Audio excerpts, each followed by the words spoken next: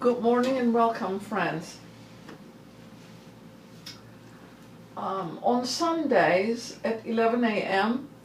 we meet at our lodge, as other lodges meet on Sundays as well, for the discussion of a topic presented by a student of Theosophy, which is followed by questions and answers. On the first and the third Sundays of the month, we have a study class. At this time, we're studying The Key to Theosophy by HPB. The movement, which was started in the 19th century, is still going forward with force. It is necessary to keep it alive and present in the world for those seekers of truth. Mr. R.C.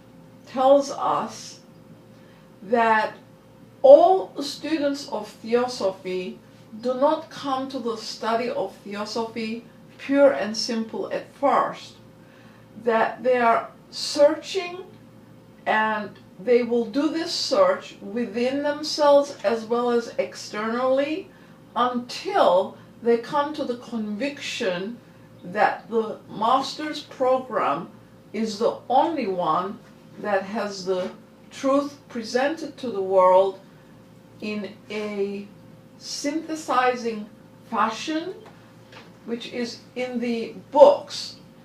The lines laid down can only be kept open and the current maintained in the universe by understanding and promulgating the true philosophy of Theosophy.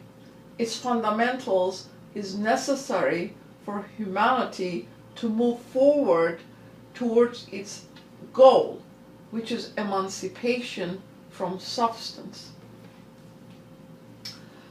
In guidance to the UL2 students, we have the declaration, which states that each lodge is independently devoted to Theosophy and that it remains loyal to the founders of the Theosophical movement. The work it has on hand and the end it keeps view is too absorbing and too great to concern itself with side issues. It promotes universal brotherhood, which is based on unity exhibited by nature itself. It regards all Theosophists who are engaged in the true service of humanity without distinction of race, creed, sex, condition, and organization. All those who are engaged in this effort of promoting unity, brotherhood, the protection of the societal norms in the sense that it is based on the true basis of the philosophy. So a true Theosophist cannot be a sectarian. It belongs to all. Today's reading comes from the Voice of the Silence.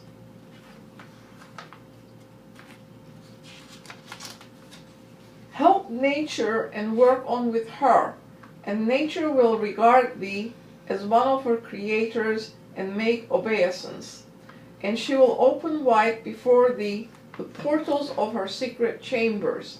Lay bare before thy gaze the treasures hidden in the very depths of her pure virgin bosom. Unsullied by the hand of matter, she shows her treasures only to the eye of spirit, the eye which never closes, the eye for which there is no veil in all her kingdoms.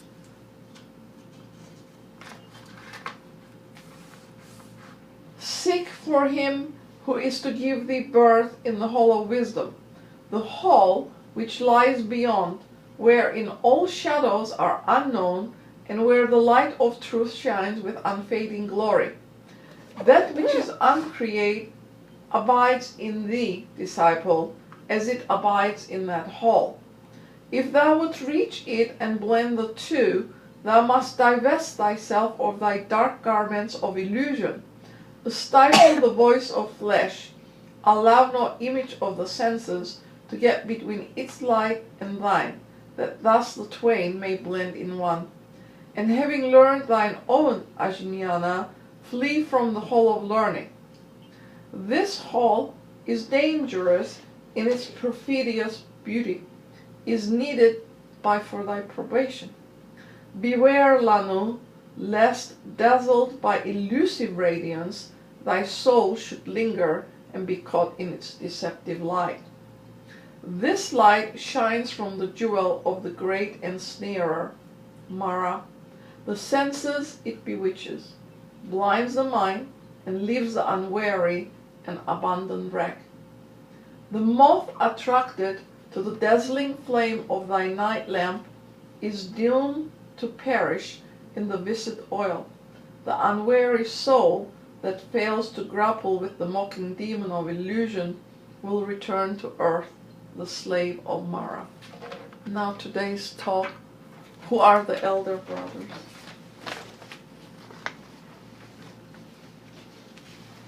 Thank you. Good morning, friends. Whether we perceive them or not, we have elder brothers guiding our development to the extent allowed by karma. They are the masters of wisdom. I'll write a few names. There's a good many names they're known by.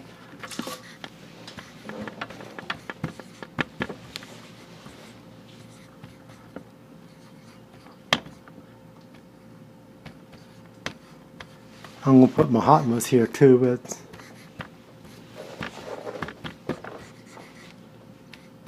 because that comes up next.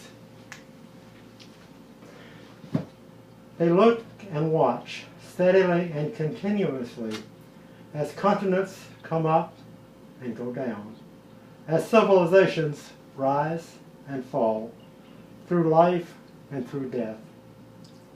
Their wisdom is the wisdom that unites land and water, heaven and earth, birth and death, and all races and peoples and all nations. A novelist writing a story wrote that the Mahatmas, or masters, are mentioned in the story more than once, although none of them appears. Personally, I've never met one, to my certain knowledge though. This may be because no one who really was a Mahatma or a master would dream of admitting it. I have met several who claim to be masters, but in each instance I have been quite sure the individual was one of all those too many imposters. And I have met one man who, to judge by his conversation and his conduct, might have been one, but as he did not admit it, I have no other means of proving who or what he was. I can lay no claim, therefore, that I have ever seen one. Rumor dies, he said also, nevertheless, I am convinced they exist. Rumor never dies concerning them. About half of the population of the world believes implicitly in their existence, and much nonsense is talked and written concerning them. They are supposed to be men who, having gained in past lives through experience a fuller knowledge of what life means than has yet been attained by the rest of us, are born into the world on a somewhat higher plane of consciousness than we are. Their duty and delight is said to be to watch over the world, and from time to time, as opportunity offers, to release a little of their wisdom for humanity's benefit. But not too much of it at a time, of course, because man has a way of using knowledge for their own destruction. They hardly ever reveal their identity and almost never let their whereabouts be known, because humanity, that is to say the rest of us, is much too prone either to deify or to murder whoever appears to possess unusual powers. And it is said that the natural powers of a Mahatma, due entirely to his higher spiritual development, are such as would appear quite unnatural and even superhuman to the average person on the street. There are some who say Jesus of Nazareth was a Mahatma. They offer what they say is proof. I have read everything I can find on the subject of the Mahatmas, both for and against, and have found nothing that even vaguely resembles proof that they do not exist, whereas there is a very great deal of testimony that they do exist. Practically all the statements that there are on such persons emanate from two sources. One, the Christian missionaries, and two, the sort of so-called natural scientist who helps to prosecute and vilify whoever dares to disagree with him or stray outside the fold of scientific orthodoxy. As for the type of scientist just described, since their theories change with every passing year, they need not be taken too seriously, and certainly not at their word. Since I was a boy, there seems to have been hardly one so-called scientific fact that has not been reversed and re-reversed 2 or 3 times. The Christian missionaries naturally deny the Mahatmas. The two teachings are incompatible, and whichever shall stand, the other must crumble. Perhaps one reason the Mahatmas are denied and assailed is that they and their chelas teach, or are said to teach, that it is wicked to accept money in return for spiritual services. Like St. Paul of Tarsus, if he needed money, he would go to work for it in whatever trade he knew. All signs, this is an abbreviated version by the way, all signs point to an ancient mother religion. The Mahatmas are declared by those who say they know to be the men who preserved that ancient mother religion. They call it the ancient wisdom, and whose duty is to keep it in the world until such time as it can be safely brought to light again. It is said to include all science and, in fact, all knowledge that the human mind is capable of understanding. So genuine theosophical teachings passed on to us tell us that those who perceive masters have the opportunity to follow in their footsteps. They don't have to see them, they can perceive them. And that's what often the situation is. To dream as they dream, to see as they serve, to sacrifice as they sacrifice, and to live brotherhood without distinction of any kind as they do. Those choosing to take this path must get in sync with nature's laws. We just heard the first speaker read from the voice of the silence that if we help nature and work on with her, nature will regard us as one of her creators and make obeisance. Virtually all of us want to work on with nature, so let's take a look at what HPB and Mr. Judge say about our elder brothers. HPB said that a Mahatma is a personage who by special training and education has evolved those higher faculties and has attained that spiritual knowledge which ordinary humanity will acquire after passing through numberless series of reincarnations during the process of cosmic evolution, provided, of course, that they do not go, in the meanwhile, against the purposes of nature and thus bring on their own annihilation. This process of the self-evolution of the Mahatma extends over a number of incarnations, although comparatively speaking, that number is very few. So she goes on, an entity that is passing through the occult training in its successive births gradually has, in each incarnation, less and less of that lower manas. Let's draw the sevenfold nature of man, because this will be referred to a good bit.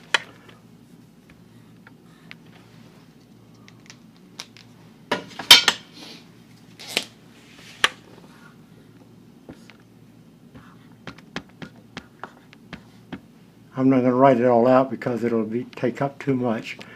Atma is the overall, which shines from above. Buddhi, the vehicle of Atma, manas, and this is higher,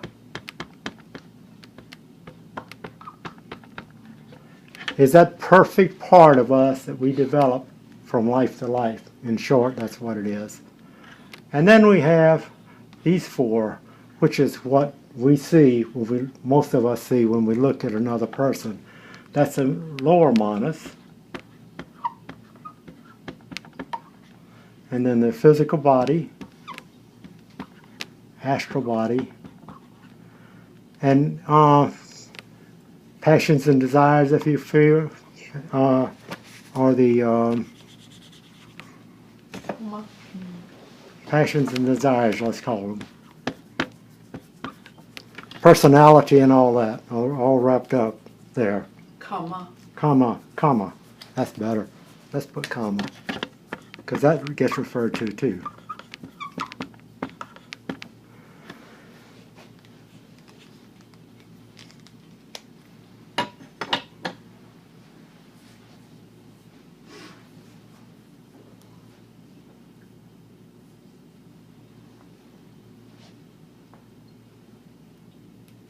So, as we go from life to life and make the effort to work on one nature, that lower manas gets absorbed in the higher, which stays with us forever.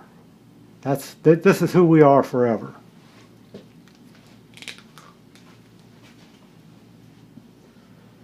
So we get less and less of that lower manas until there arrives a time when its whole manas, being of an entirely elevated character, is centered in the higher individuality. That's what goes from life to life. If we think about the personality, that which is perfected becomes the individuality. When such a personality as we know it drops off, when such a person may be said to have become a Mahatma, at the time of his physical death, all the lower four principles, which are down there in the box, perish without any suffering on the part of the Mahatma anyway. For these are, in fact, to him like a piece of wearing apparel which he puts on and off at will. The real Mahatma is then not his physical body, but that higher manas, which is inseparably linked to Atma and its vehicle Buddhi, a union effected by him in a comparatively short period of passing through the process of self-evolution laid down by the occult philosophy. And we have details of that here in the lodge. HPB said that when people express a desire to see a Mahatma, they really do not seem to understand what they ask for. How can they, by their personal eyes, hope to see that which transcends the sight of ordinary physical eyes? Is it the body, a mere shell or mask they crave or hunt after? And supposing they see the body of a Mahatma, how can they know that behind that mask is concealed an exalted entity? By what standard are they to judge whether the Maya, which is illusion, I'll write that up, that comes up a few times.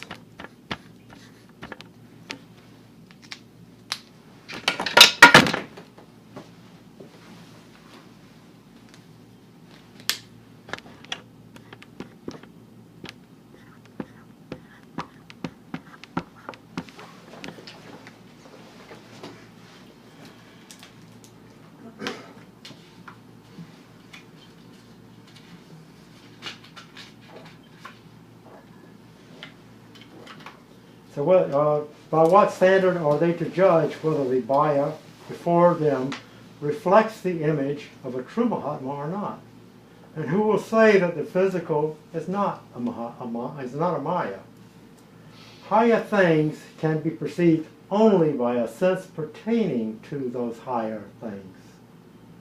So whoever wants to see the real Mahatma must use his intellectual sight so he elevates his manas, that its perception will be clear, and all myths created by Maya must be dispelled. His vision will then be bright, and he will see the Mahatmas wherever he may be. For being merged into the sixth and the seventh principles, which is Buddhi and Atma, which are ubiquitous and omnipresent, the Mahatmas may be said to be everywhere.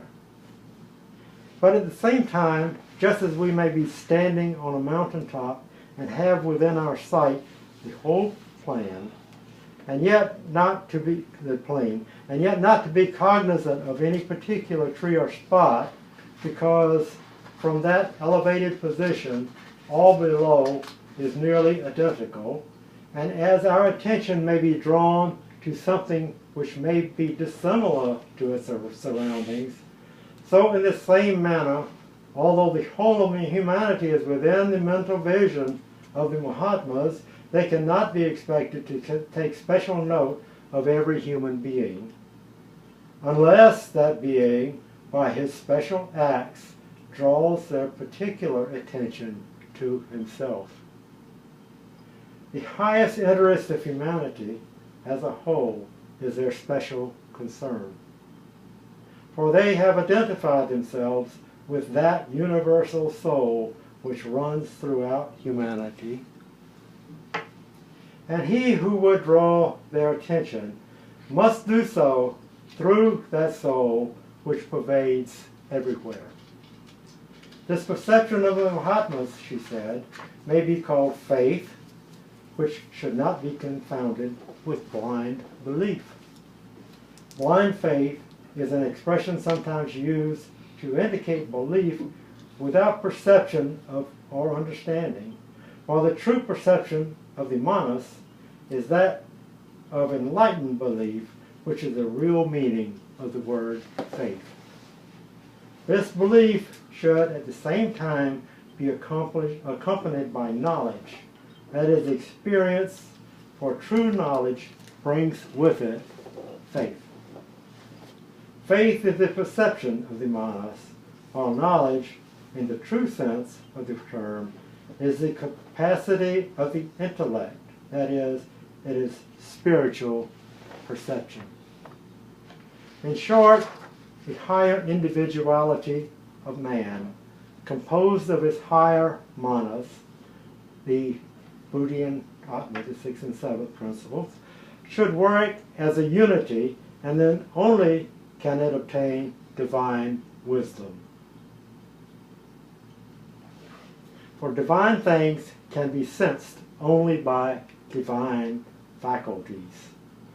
Thus the desire which should prompt one to apply for chelaship is to so far understand the operations of the law of cosmic evolution, as it will enable him to work in harmonious accord with nature, instead of going against its purposes through ignorance.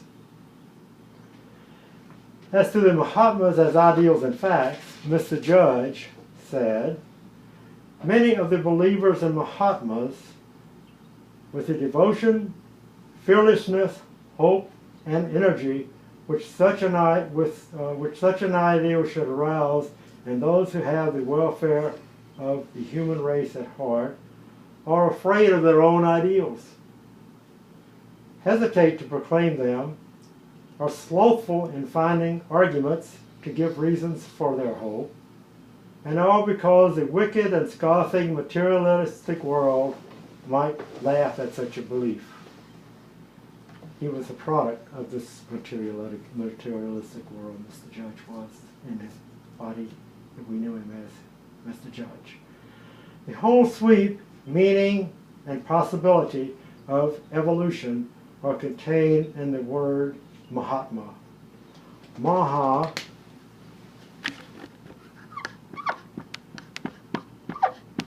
great soul,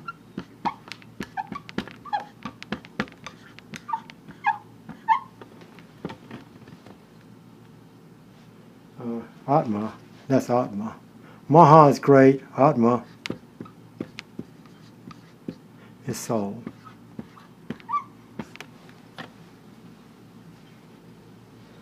And both combined mean those great souls who have triumphed before us, not because they are made of different stuff, but just because they are of the human race.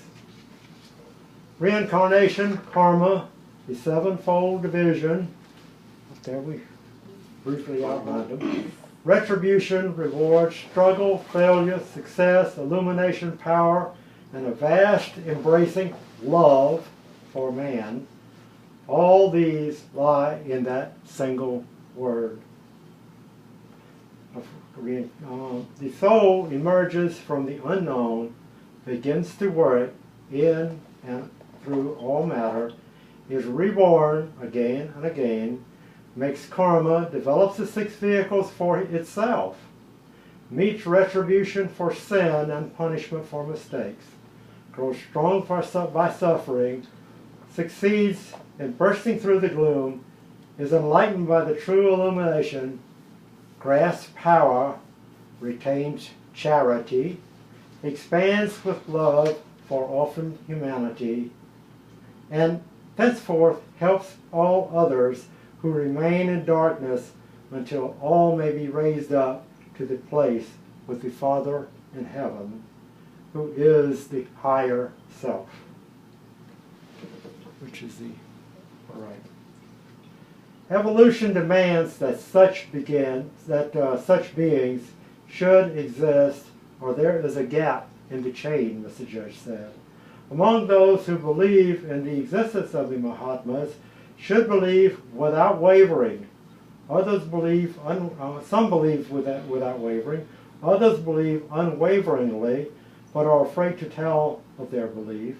A few believe, yet are always thinking that they must be able to say they have set eyes on an adept. That's another word that is used to describe them.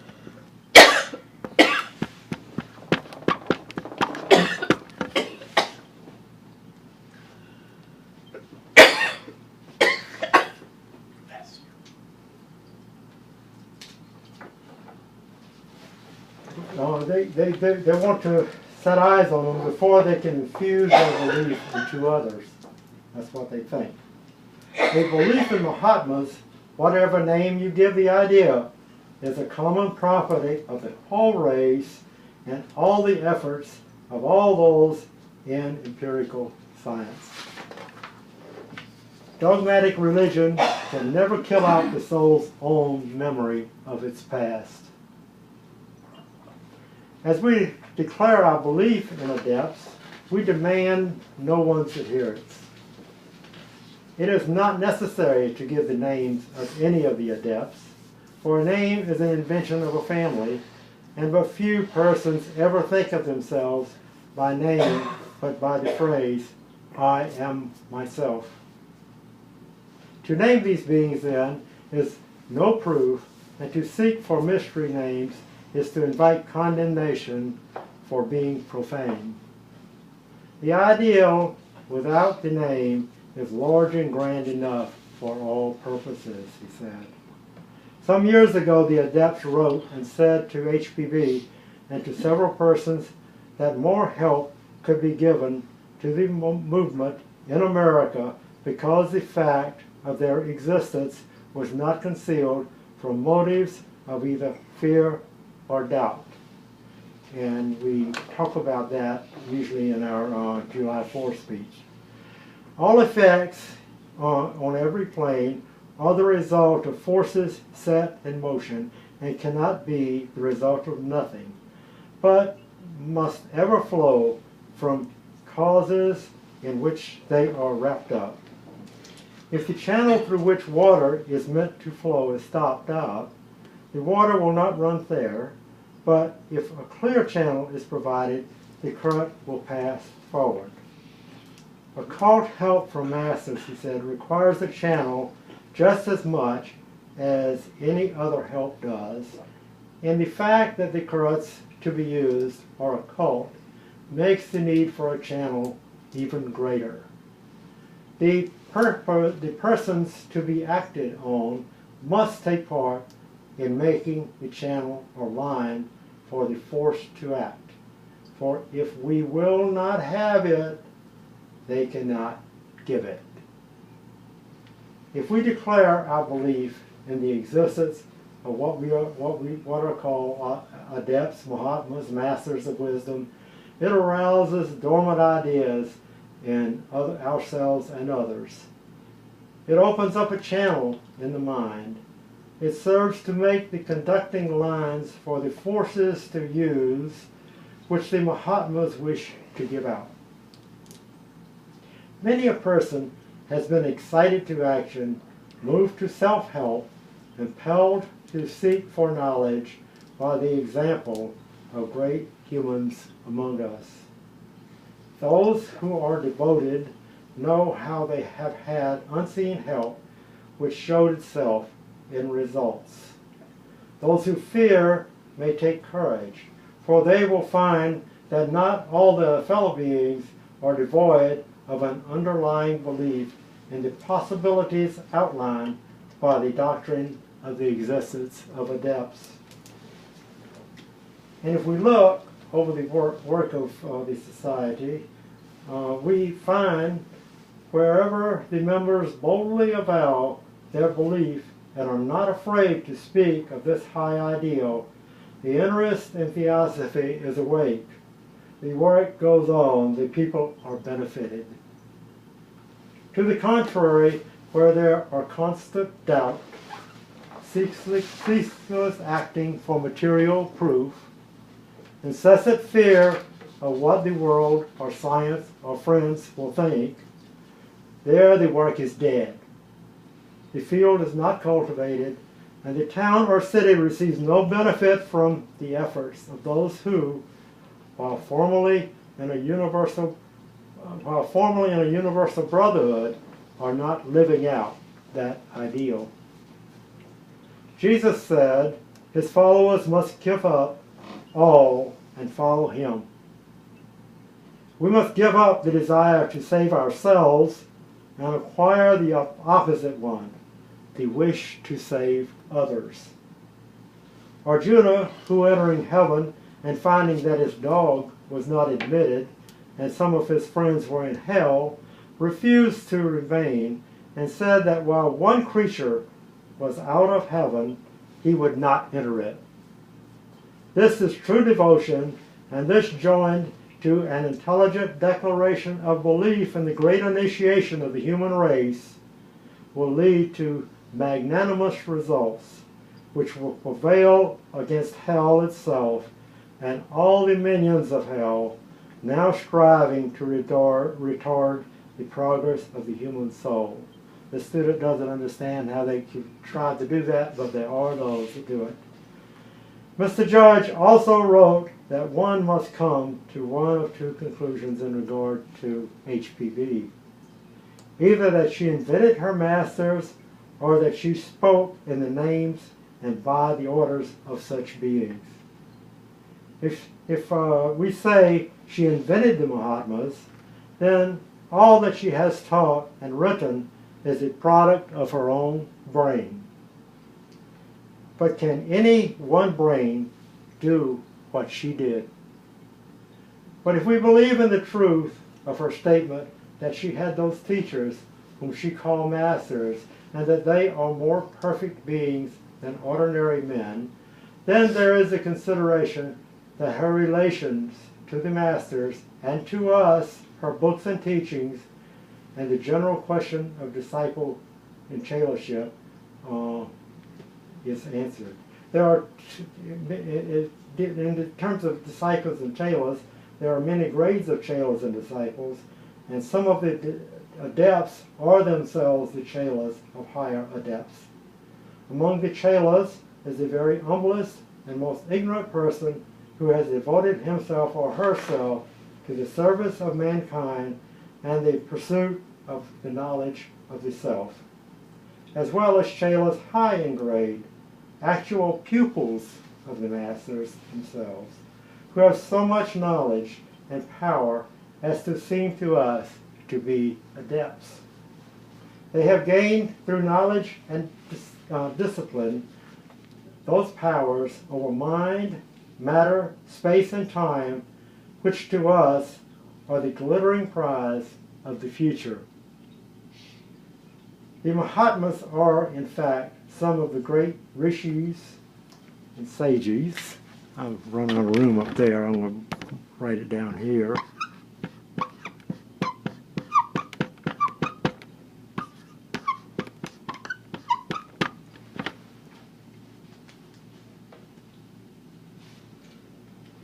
They are the great rishis and sages of the past, and people have been too much in the habit of lowering them to the petty standard of the age. So they are close to being Mahatmas if they're in that stage. But with the reverence for her teachers, she had for them at the same time a love and friendship not often found on earth. All this indicates her chelaship to them, but in no way lowers her to us or warrants us in deciding that we are right in a hurried modern judgment of her.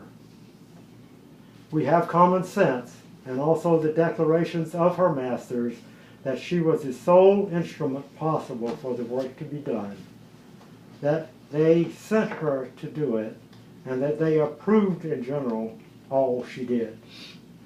And she must ever remain the greatest of chelas.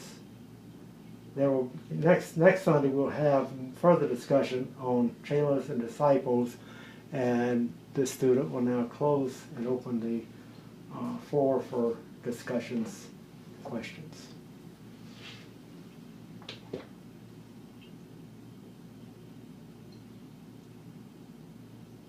No discussion, no questions? The term sevenfold, I got my attention a lot. That's for the like the triangle and rectangle on the diagram, like the more spiritual higher self part. And this is the higher. This is the continuing. That's who you really are forever. You know, as long as you're out here making an effort, you come back time and again until, and even when after you become a Mahatma, okay, you might choose to come back and have a finely woven body that you've woven for yourself. You take it on for however long you're back. You drop it off, choose to drop it off, and continue on in the other worlds that we've recognized in our higher minds that exist, but we can't necessarily see. There's very little that we can really see. Yes? But even on Earth, they can go from one level of consciousness to the other knowingly, whereas humans cannot. Yeah, it said that they can operate through whoever, you know, if they choose to operate through. Is that what you're saying? No? No, I'm saying that all of the levels of the consciousness that we have, but we're not conscious of, because our consciousness is fitted for the physical life.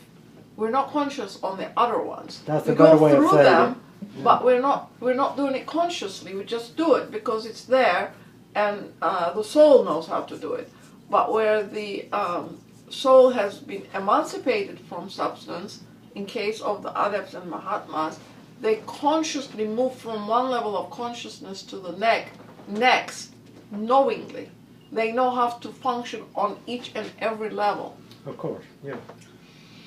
And if that's the case, are they able to connect, communicate with, you know, Earth's sevenfold consciousness and other planets as well, with other beings? Is there any communication as such, or is it strictly earthbound? It's earthbound. Okay.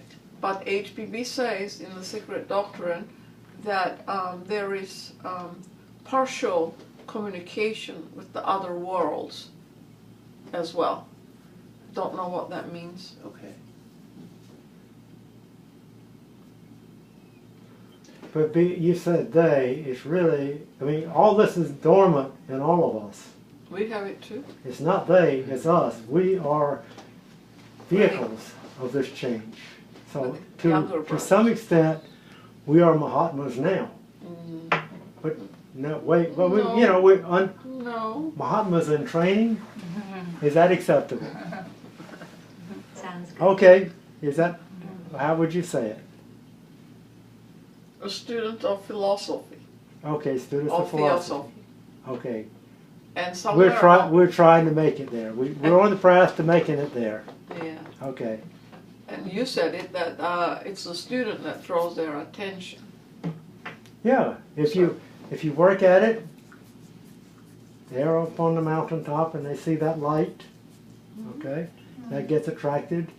You know, eventually you become a chela of one, and then you would risen to a higher level of spiritual consciousness, which you would develop. We train our brain. In other words, the brain that comes back. We have mind people in here, I think, psychologists and stuff like that.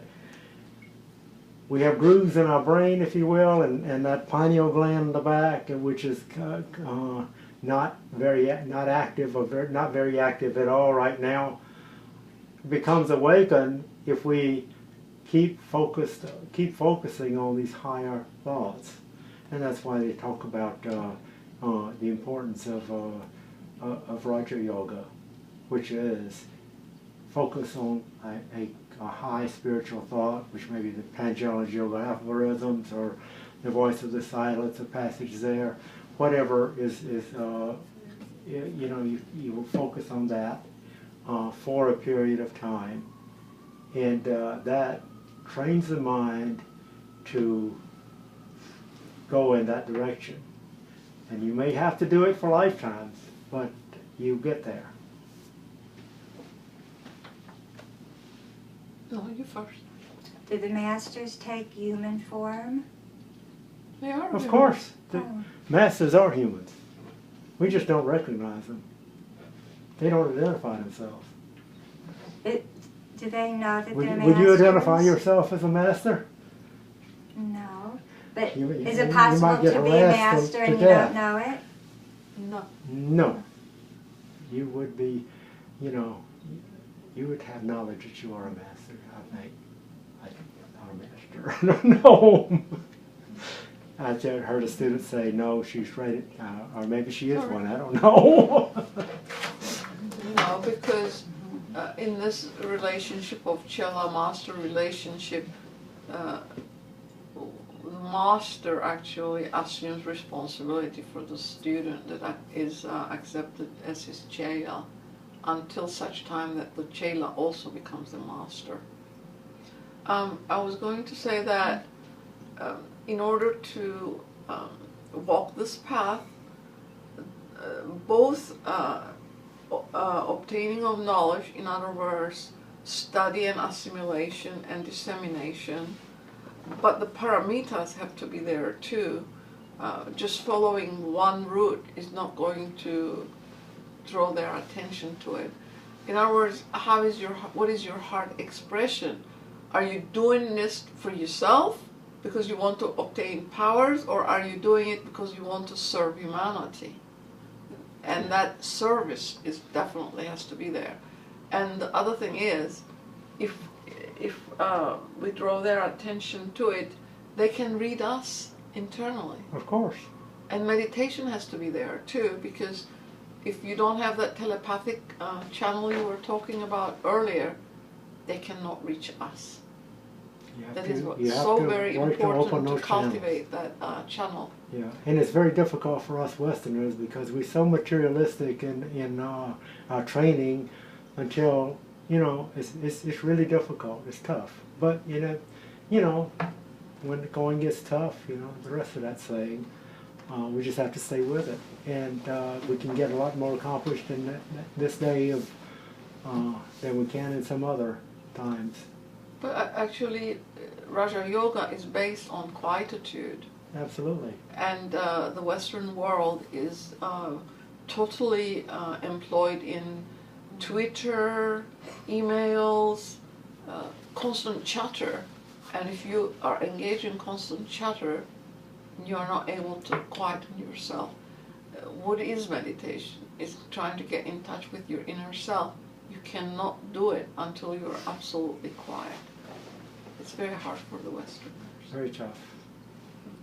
But it's shown that it can be done. And they're doing it in prisons, they're doing it in schools, and there is success. But you got to stay with it.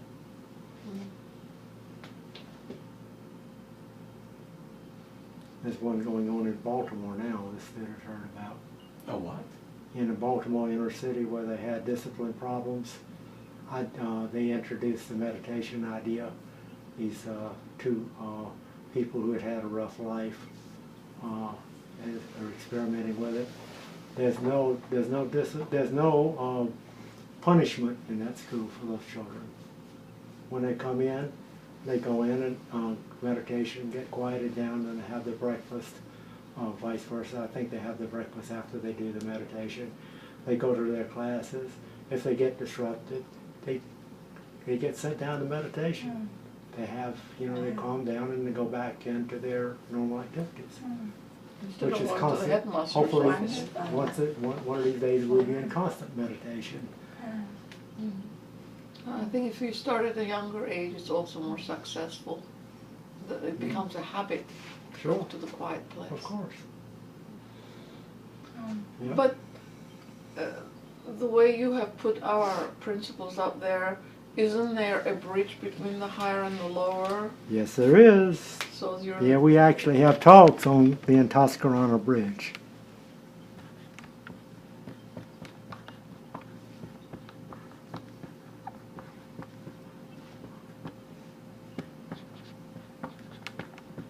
you need to make your bridge wider. It's all through there. No, Okay. make it zigzag. Yeah, I can zigzag it. I'll do that. Okay, what is this is Yeah. a channel of communication from the, Higher. to make it simple, from the lower manas, which we need when we are in this body. We have to do all the things. We have to do calculations. We have to do all the things that, you know, making, you know, directions and all that stuff. You need that. Intellectual mind. Yeah, but we do this so much, you know, on our day-to-day activities, we kind of forget about that. And that bridge is the pathway to our higher faculties. And that's what we do when we go into meditation. We try to focus on the Antascarana. Eventually, when we become a master, there is no differentiation between the higher mind. I mean, we have one mind.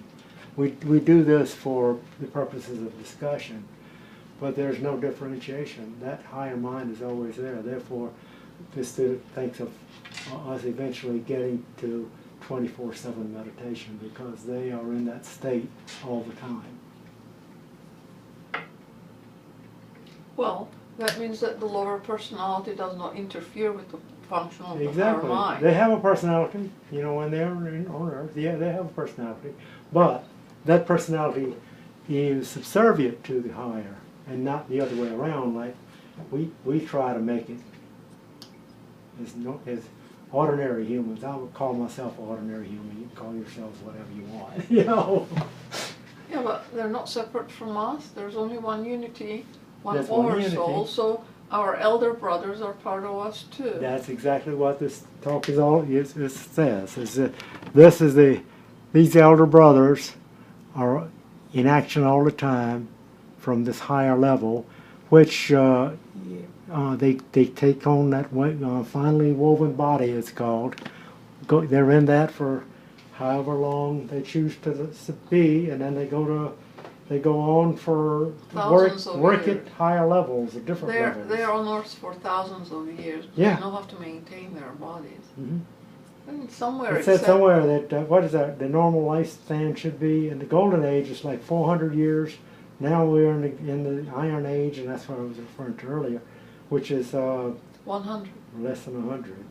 100 is average. Yeah, we're down at the bottom of that Iron Age now. We have tons of opportunities, but tons of challenges too. And we are working our way back up to that the ethereal body which they have, which they're in when they're on this earth. No, we're not concerned about the ethereal. It will be thousands of years before we get there. I'm positive. Well, if we don't get concerned about it, we ain't gonna get there. We have to Concern focus is on ethics and doing morality. it right, helping others. There's the pledge over there that Mr. Judge alludes to and you alluded to earlier. We have to be here to try to help others. Mm-hmm. You know, and by helping ourselves grow, we also help others, because we cannot raise ourselves up without raising up everything around us. So Yeah, the human it's body. a complete system. Yeah.